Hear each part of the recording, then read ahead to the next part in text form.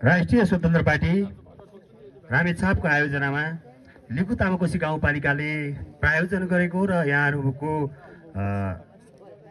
आदरपूर्वक सद्भावपूर्वक निमन्त्रणा व्यक्त गरेर यहाँहरू हाम्रो निमन्त्रणालाई स्वीकार गरेर उपस्थित हुनुभएका सम्पूर्ण घण्टीप्रेमी मनहरूप्रति हार्दिक स्वागत, घण्टीमय अभिवादन व्यक्त गर्न चाहन्छु।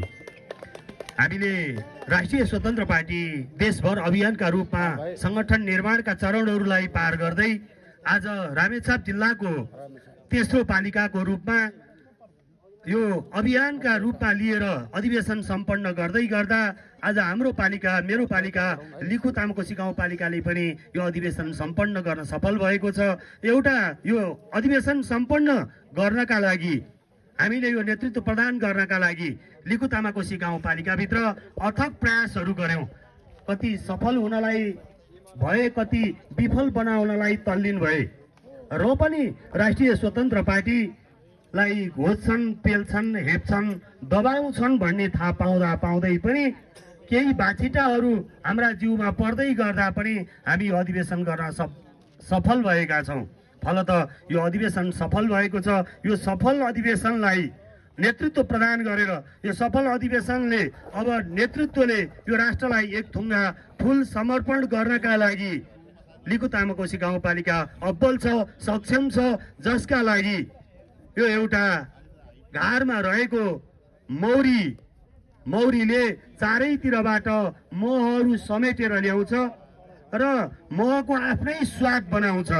यसैगरी राष्ट्रिय स्वतन्त्र पार्टीले पनि विभिन्न दलहरूबाट यहाँ भित्र्याएर, विभिन्न राजनीतिक दलहरूका राम्रा व्यक्तिहरूलाई भित्र्याएर आफ्नै किसिमको हाम्रो विधि पद्धतिमा ढाल्दै नेतृत्व प्रदान गर्दै आज एउटा अधिवेशन सफल भएको छ।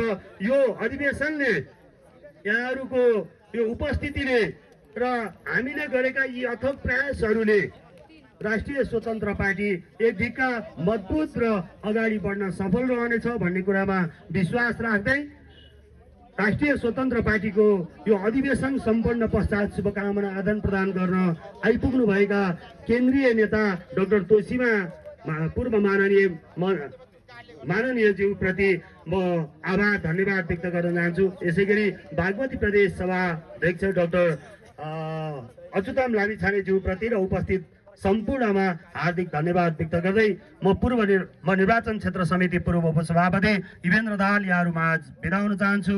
हवस् त, धन्यवाद, नमस्कार, जय घण्टी।